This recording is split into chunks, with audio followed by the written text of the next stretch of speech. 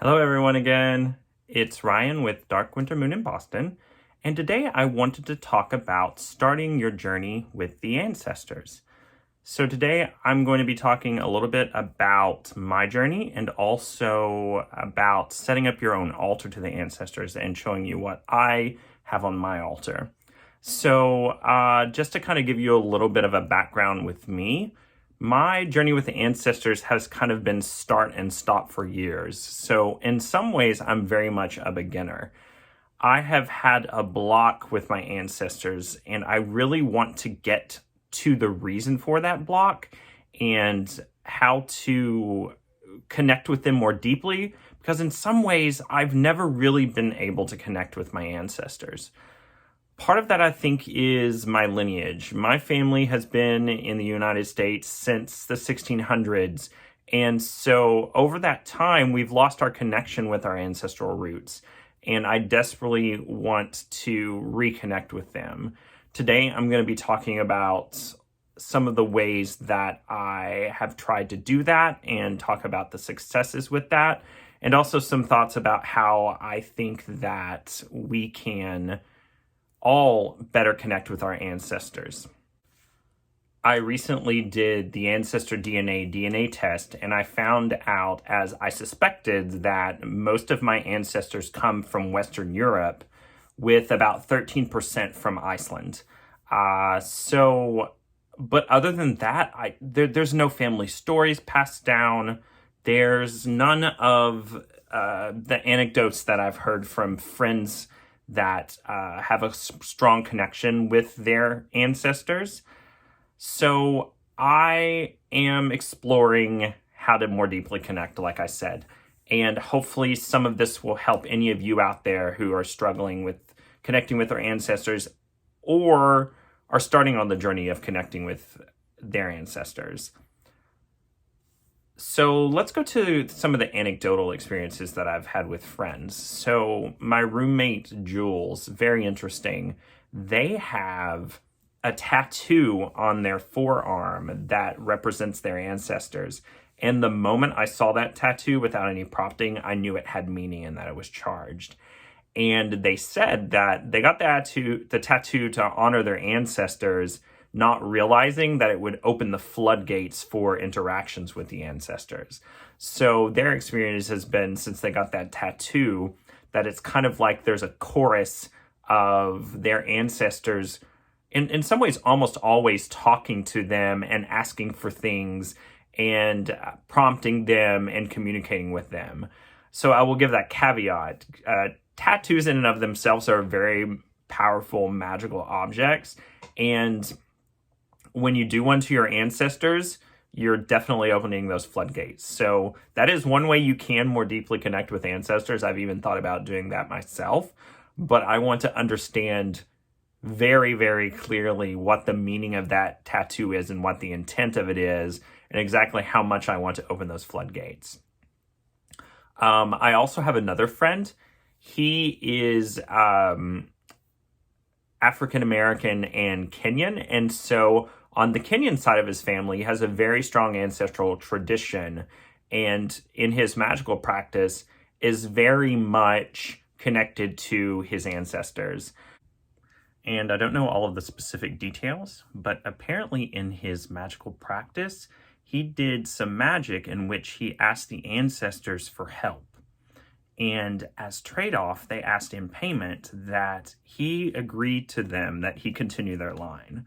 So he is basically committed because of his ancestors and because of that magic to get married and have children. And that's a big deal. The ancestors can be pretty demanding from what I've heard and experienced, sometimes even more demanding than connecting with deity. I mean, think about it. Think about those grandparents that you had, or even your parents that, had their opinions and their expectations for you and their demands of you, and multiply that by every single generation that you can connect with through your ancestor work and your ancestor magic. It's gonna be a lot. It's gonna be a lot of an ask from you, and a lot of maybe giving up some autonomy and freedom. On the other hand, it's like you've got all of that power and all that presence behind your back when you're in danger or in trouble and you need something. These are the people that are connected through you to you through blood and bone. And there's also that flip side of it, that I guess more positive side of it, that you do have that power, that presence, that determination behind you. And so to me, that makes it worth connecting with the ancestors. And another reason that I find it valuable is because you really get a sense of where you're from, or at least that's what I hope. And in many ways, I'm envious of both of those folks in my life because they have such a strong connection. I have a strong connection to my immediate family and cousins and uncles and aunts, but really beyond that, I don't. And I really feel like I'm missing something in that regard. I also feel like the ancestors are a connection to the lost, shamanic, ancestral land magic of my ancestors, the Celts and the Nordic peoples. And I feel like the ancestors are a conduit to being able to find some of those practices from the past that have been lost completely and incorporate them into my own spiritual practice. And so now, how about we take a look at setting up my altar to the ancestors? That way I can go through everything that I put on it and the reasons behind it, and hopefully that will help you find ways that you can more deeply connect with your ancestors. So how about we get to it? So I've already done a video on setting up your own altar. I'll link that here, but I always like to start with an altar cloth. And so if you look at this one real close, it has little skulls all over it, which I really appreciate. So obviously I'm choosing that for the ancestors. And then I'm putting it in a place where I already have my grandfather's flag from when he was in the cavalry in like the 20s, and his picture from the cavalry. And I hope to get a picture of my grandmother as well. Then this is my maternal grandmother. And then slowly build out pictures of different ancestors around this altar space. And so that's something that you can do to further connect with your ancestors. Is get pictures of them. It's that simple. And then these are all the things that I'm going to use today to put on the altar. So one of them is this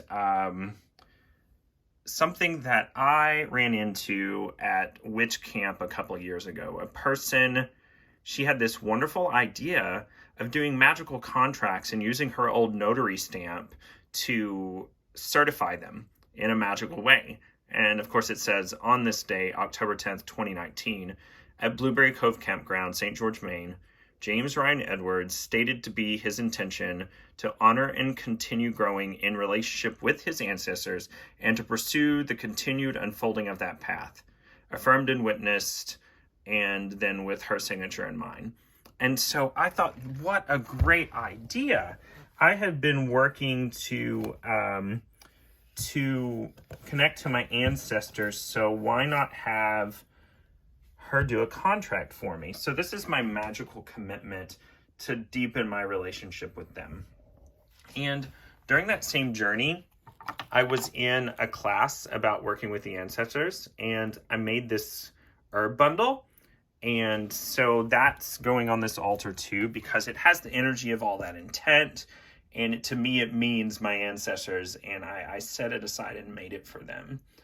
And then I've got camphor oil. So camphor oil for me has always represented death and the dead. And so I'm putting that on the altar. It has a bitter smell. It's very kind of piney bitter. That represents for me.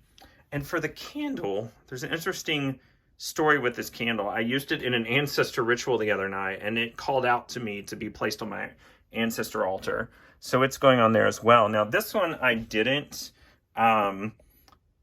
anoint with the camphor oil. For some reason for that ritual, the lavender worked. And so I put lavender on this candle. If you want to find out how to anoint a candle and bless it and dress it, I'm going to link that video here.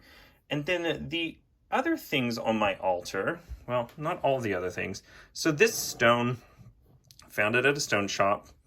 I think it's jasper, but to me it looked like a bone. You know, it has like the bone marrow and the dried blood.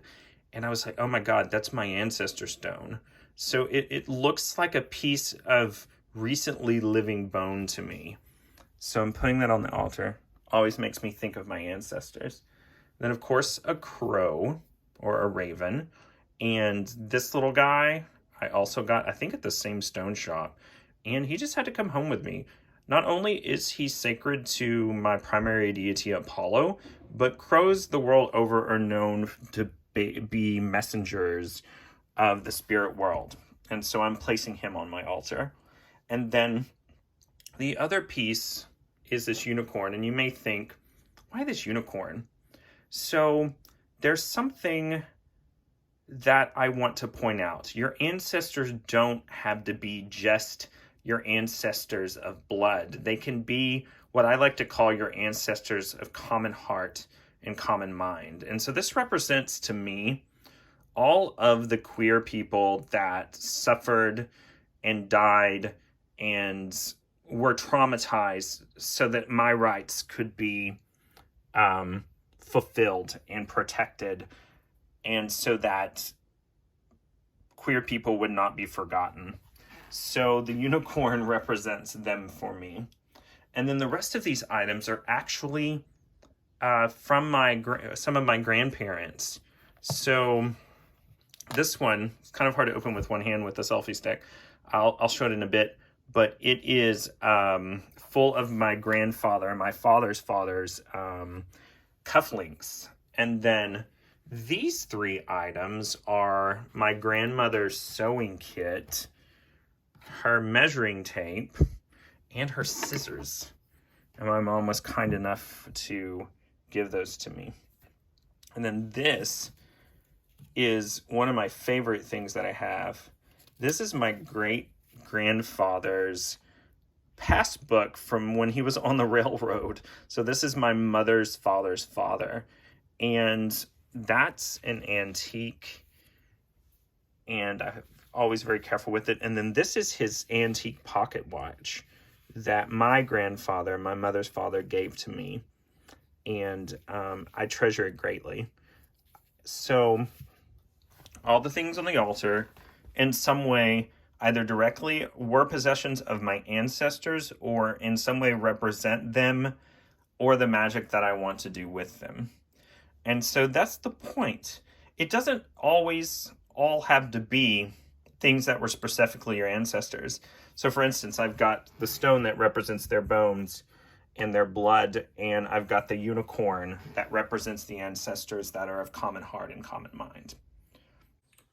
So now that you have your ancestor altar set up, I would think of some sort of phrase that you want to connect with them and light your candle. So this is mine. Oh, blessed ancestors of blood and sinew and bone. Oh, blessed ancestors of common heart and common mind. Please take these offerings and the intent of this altar and help me grow into closer relationship with you. Blessings, and so mote it be. And so it's that simple. And then I would spend a few moments meditating in front of your altar and communing with the ancestors and seeing if you can connect with them. Well, there you have it all. And so there you have it. So just to recap a little bit, remember working with the ancestors is both very rewarding and very demanding. And your ancestors don't have to be your ancestors of blood and bone, but can also be those within the past with whom you connect and with whom you have a common heart and a common mind. So I hope this video has been helpful to you. Please subscribe, and like and comment. I answer and read all the comments. And have a wonderful and blessed weekend. As always, blessed be. Love you all. Mwah.